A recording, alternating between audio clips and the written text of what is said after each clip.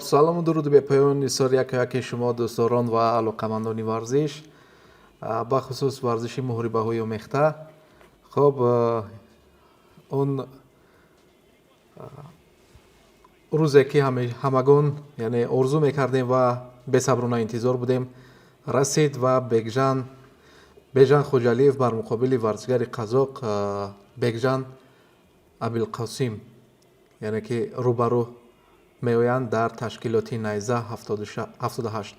хоб ин варзишгари мо аст ки аввалин шуда ба даруни ҳашкунҷа ворид мегардад.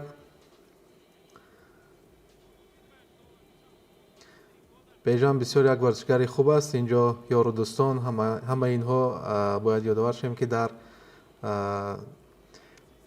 таҷмаф як дастоварди хуберо ҳам ба номи худ рақам заданд. ин варзишгарон инҷо Умар Сафаров аст, инҷо бисёр варзишгарони шинохта ҳастанд. хоб беҷан хеле ҷавон аст, ӯ ҳоло 23 сол дорад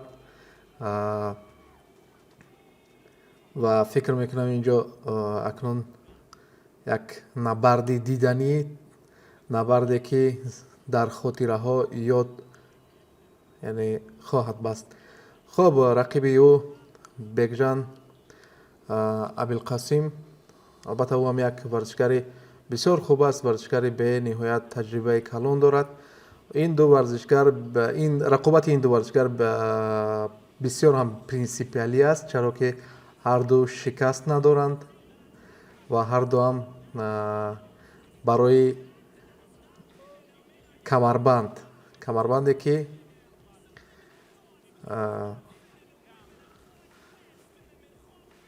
ба қавли гуфтаҳо временни камарбанд, яъне барои он талош мебарзанд ва анакнун ҳамун чеҳрае ки бар муқобили варзишгари мо хоҳад баромад, беҷан варзишгари қазоқ.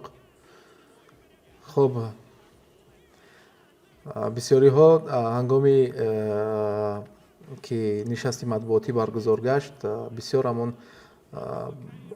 бигем ки коршиносон бештар беҷанро васф карданд ва ҳамеша ӯро ҳангоми суол додан ин гуна як аз савол доданашон маълум яъне пай бурдем ки онҳо дар ҳамун зери ҳар як гуфтаҳошон беҷанро васф мекарданд ва бовар доранд ки ин шом ин варзишгари қазоқ метавонад ки он камарбанде ки миёни ин ду варзишгар гузошта шудааст умоли худ мекунад. хоб оиди маҳорати олии варзишгари тоҷик ҳам фаромӯш намекунем, чаро ки беҷан хоҷалиев ҳам яке аз нафароне ҳаст дар олами ММА ки бениҳоят дастовардҳои хуберо ҳам ба номи худ рақам задааст. хоб ӯ чанд карата қаҳрамони ҷаҳон аст. хоб боз мастер спорт оид ба куштини тарзи озод аст дар федератсияи IMAF, яъне ки ташкилоти IMAF ҳам ӯ қаҳрамониро ба номи худ рақам задааст. хоб як таҷрибаи ғанӣ, як таҷрибаи хеле хуберо дорад ӯ аз чунин муҳорибаҳо. хоб акнун ин шом яке дар ҳамун бигем ки серияе ки бе мағлубият меравад, ин шом барои онҳо як рақами зам мегардад. ин рақам ба номи кӣ бошад? хоб дар рафти чорабинӣ, дар рафти ин мусобиқа, дар рафти ин набард хоҳем дид. хоб мо низ аз ин ба баъд пеши худ мақсад гузоштем ки чунин набардҳоро, чунин рақобатҳоро мустақиман манзури шумо карда бошем ва дар оянда мо низ мехоҳем ки маҳорати худро ва ҳамун маҳорати сухангӯӣ, маҳорати ровигиро дар чунин набардҳо карда бошем, яъне сайқал дада бошем то яке аз бигем ки нафароне шавем ки дар ҳамин самт барои муаррифии варзиши тоҷик ба ҷаҳониён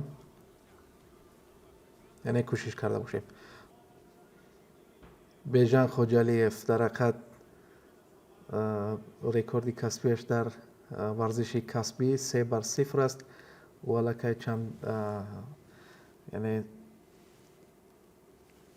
در چنین رقابت ها یک تجربه خوب دارد و نمیخواهد که اکنون همین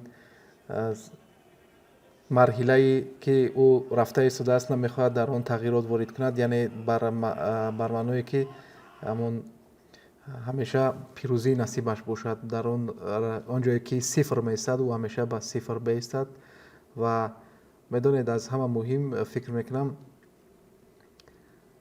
رقابت کردن او است، تجربه گرفتن او است و مهم از همه سلامتی او است. خب این ورزش بدون پیشگویی کردن، بدون همون نظرسنجی و یا که چی میگند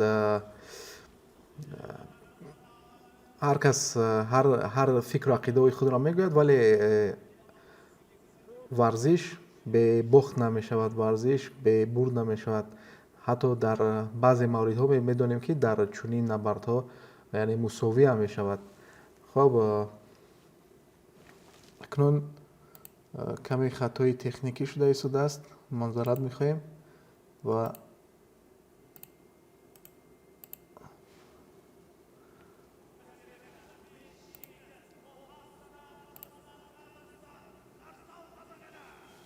بجان ابوالقاسم یعنی 5-0 است رکوردی کسبی او. قد 162، وزن 54 کیلوگرم یا 53 و 500.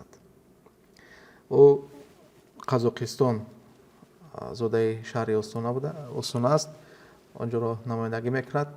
اکنون بود نباید چنین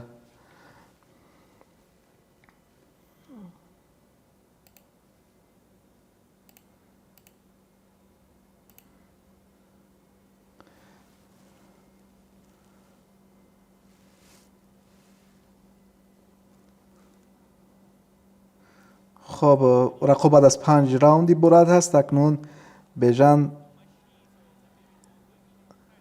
رقابت را تحت نظارت خود گرفته است. خب آن گفتگوها، آن حدسی که تمام نفران اویدی ورزشگری ما گفتند و میزدند و باور داشتند، بیژن هنگامی روبرو آمدن با این ورزشگر قزاق تنها یک سخن کرد. بس است اکنون آن گفته ها، بس است دیگر گوش انداختن به گفته های شما.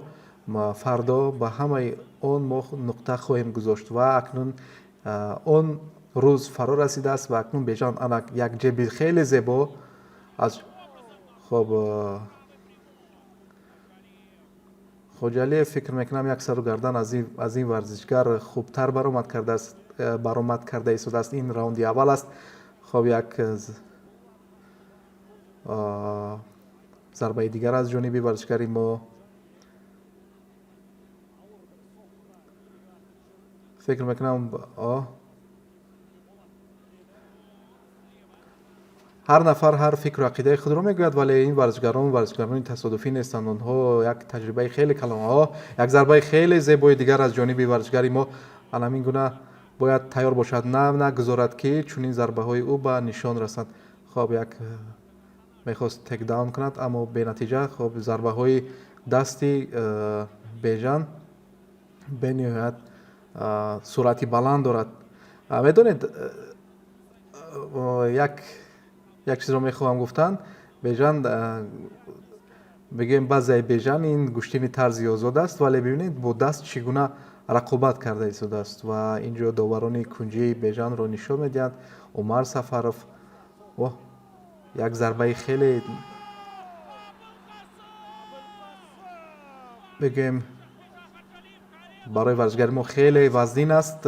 عین حال او باید اکنون کارو به پارتر برد که تو به خود یاید. نگذارد باید نگذارد. چنین اشتباه ها باید نشود. بیژن تو ورزشگری نیستی که بار اول وارد میدان شده باشه و چنین لحظه ها میشود. حالا هم بیژن به خود آمده است و یک تک داون دیگر از جانب ورزشگر قزاق و کار به پارتر می رود. اکنون در پارتر فکر میکنم که ورزشگری ما خیلی خوب است و او میتواند ҳамин рақобат, ҳамин набардро ба нафъи худ гирад. вале фикр мекунам ҳамон зарбае ки болотар зада шуд, ӯ ана дувар бояд не ба фикрам дувар сад афсус,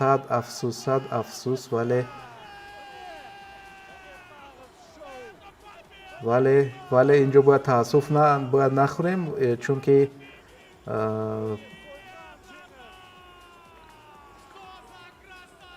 чӣ илоҷ ин варзиш аст. Чун дар боло гуфтем варзиш бурду бохт дорад, набояд дилшикаста шуд. Беҷанҷон ба ту саломатӣ муҳимтар аз ҳама саломатӣ аст. хоб инҷо хурсандии мардуми Қазоқистонро мебинем. Бениҳоят як набарди зебо буд. Бениҳоят фикр мекунам як нокаути олиҷанобам аз ҷониби ин варзишгари қазоқ гузошта шуд. хоб ҳеҷ гап надорад. Инҷо доварон, инҷо табибон барои Беҷан кӯмак карда истоданд ва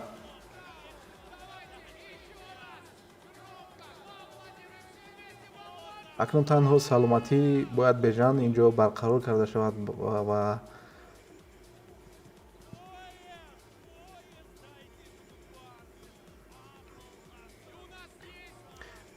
албатта ӯ дар ин вазналакай чемпион шуд. Ин камарбанди, яъне камарбандро ба номи худ сабт кард, вале ин ба қавли гуфтаҳо ин временни камарбанд аст, ки ӯ аз худ мекунад. Онҳо як бори дигар бояд ба майдон меомаданд, вале Беҷан он замон ҷароҳат бардошта буд ва ҳеҷ гап надорад. Беҷанҷон, ин як варзиш аст. Муҳимтар аз ҳама саломатӣ аст, муҳимтар аз ҳама будани шумо аст, ки шумо метавонед номи Тоҷикистон, номи миллати тоҷик, номи тамоми бигӯем таърихи тоҷикро дар арсаҳои байналмилалӣ нигоҳ медоред ва муаррифӣ мекунед. хоб ин варзиш аст. Ин танҳо як варзиш аст. Дилшикаста набояд шуд. ба ҳам омадани варзишгарон аст. Ин бале болотар аз ҳама чиз ин эҳтироми якдигар аст. Беҷан хеле таассуф мехӯрад, вале набояд таассуф хӯрд, чаро ки ҳар як иштибоҳ бо инсонро ба як мақоме хоҳад расонд. ҳар як нокомӣ инсонро ба қуллаҳои баланд бурда мерасонад. ва ин як дарсе дигаре мешавад барои на ин ки Беҷанҷон, барои тамоми варзишгарон. ва бошад ки аз ин ба баъд Беҷанро дар дигар ташкилотҳо, дар дигар набардҳо ҳамеша дастболо бинем ва дар рӯзҳои наздик умед дорем ки Беҷанро Беҷан дастболо гашт ва акнун ҳамин камарбандро дар худ нигоҳ медорад. як зарбаи сахти дигар аз ҷониби президенти Федератсияи найза